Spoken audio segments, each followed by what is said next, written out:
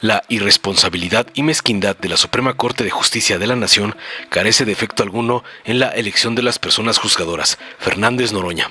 El presidente de la mesa directiva del Senado, Gerardo Fernández Noroña, a través de un comunicado, destacó que la Sala Superior del Tribunal Electoral del Poder Judicial de la Federación, en la ejecutoria correspondiente, previó la posibilidad de que la Suprema Corte rechazara el listado de candidaturas producto de la insaculación realizada por la mesa directiva de la Cámara de Senadores. En caso de que el órgano jurisdiccional no aprobara los listados o no los sometiera a trámite, se aplicaría la afirmativa ficta, permitiendo a la mesa directiva remitir directamente las candidaturas al Instituto Nacional Electoral. Las personas de la lista serían las postuladas por el Poder Judicial de la Federación, independientemente de la aprobación de la Suprema Corte. Fernández Noroña acusó a la Suprema Corte de actuar de manera irresponsable y mezquina, sin impacto real en la elección de los jueces que se llevará a cabo el 1 de junio de 2025. Afirmó que los candidatos del Poder Judicial estarán en la boleta electoral y que sus derechos político-electorales están garantizados. Criticó a la Suprema Corte por su actitud hipócrita y destacó que, a pesar de sus esfuerzos por deslegitimar el proceso, el Poder Judicial tendrá una doble vía de candidaturas en la histórica elección de junio de 2025, buscando democratizar y transformar profundamente el sistema judicial mexicano.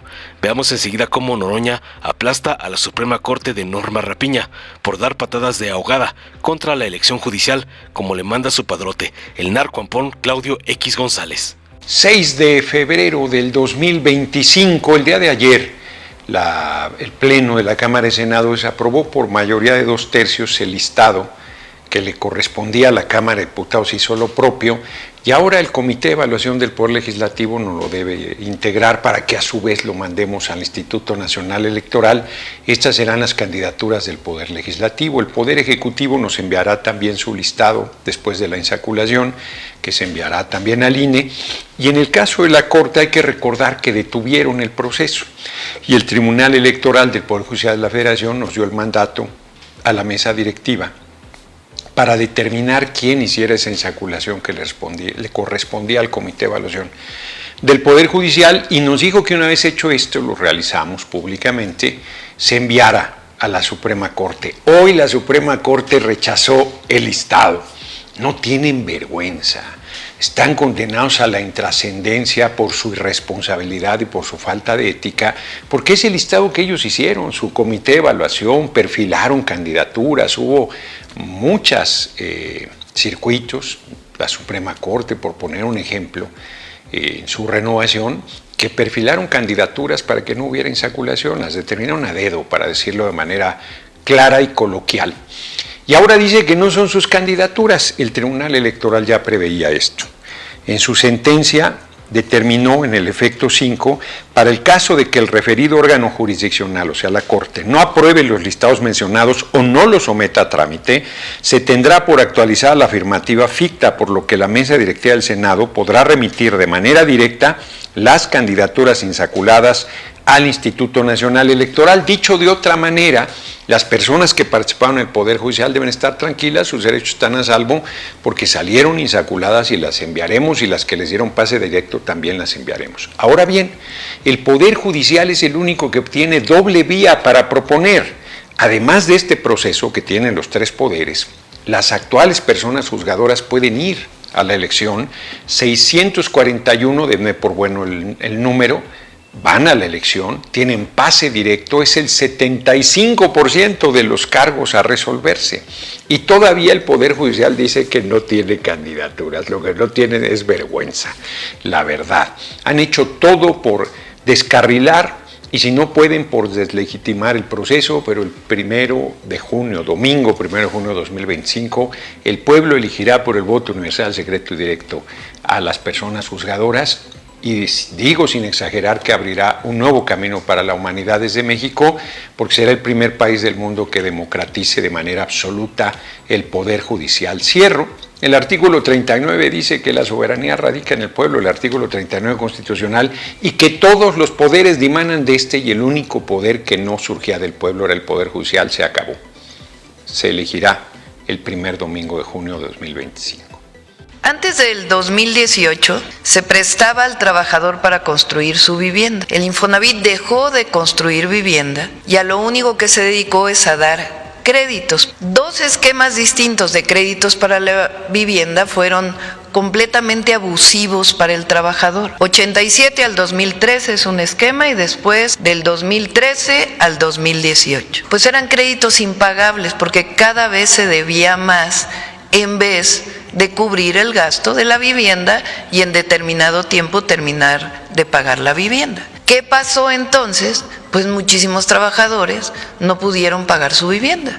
Para las personas que por alguna razón dejaron de pagar en estos créditos abusivos, ¿qué fue lo que se hizo?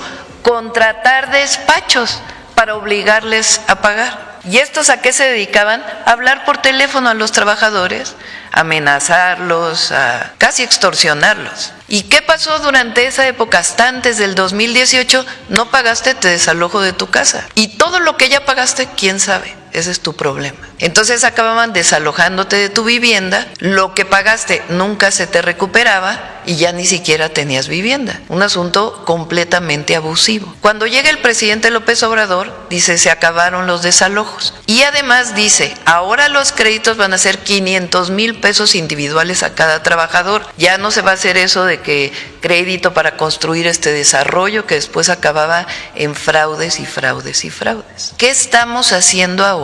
El Infonavit tenía 3 direcciones generales, o tiene hasta ahora 3 direcciones generales. La dirección general, que es la que ocupa Octavio Romero, en el mismo nivel de los empresarios, y tiene otra dirección general en el mismo nivel de la representación de los trabajadores. Lo que estuvo explicando Octavio es que resulta que el del gobierno estaba en minoría y estos dos se ponían de acuerdo para seguir haciendo negocios al amparo del recurso de los trabajadores. El director del Infonavit podía no enterarse o podía incluso decir, a ver, que entre la Auditoría Superior de la Federación a revisar lo que hay en el Infonavit, y estos dos se ponían de acuerdo y decían, no, fíjense que aquí no entra la Auditoría Superior de la Federación. Entonces, ¿qué es lo que estamos haciendo ahora? Decir, a ver, hay un director del Infonavit, hay un consejo tripartita entre trabajadores o representación de los trabajadores empresarios y el gobierno. Y es una sola dirección,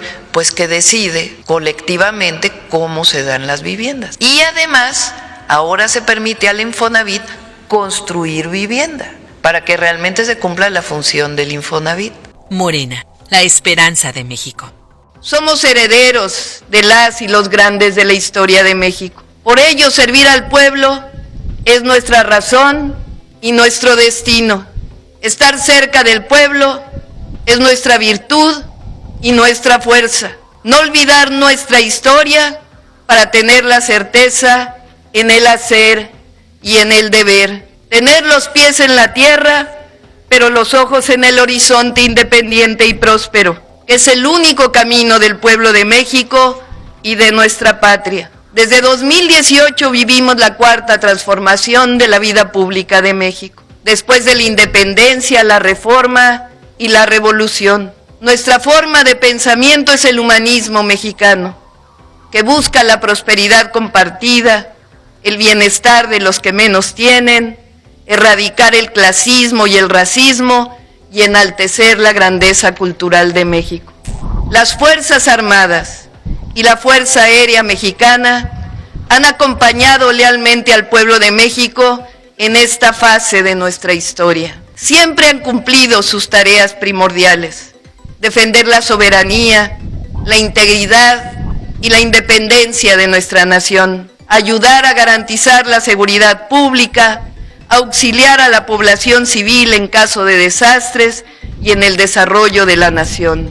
Hay un pueblo entero que no está solo, pues cuenta con nosotros. Y no estamos solos en esta tarea, porque sabemos que mientras no traicionemos, con nosotros está el pueblo y en nuestra mente la patria. México está orgulloso de cada una y de cada uno de ustedes. Me siento orgullosa de caminar y de volar junto a ustedes. Sé que juntas y juntos vamos a cumplir, a heredar a nuestros hijos y a nuestros nietos un país en paz, libre, independiente, soberano, democrático y cada día más justo. ¡Larga vida a la Fuerza Aérea Mexicana! ¡Larga vida a las Fuerzas Armadas de México! ¡Viva la soberanía nacional! ¡Viva México!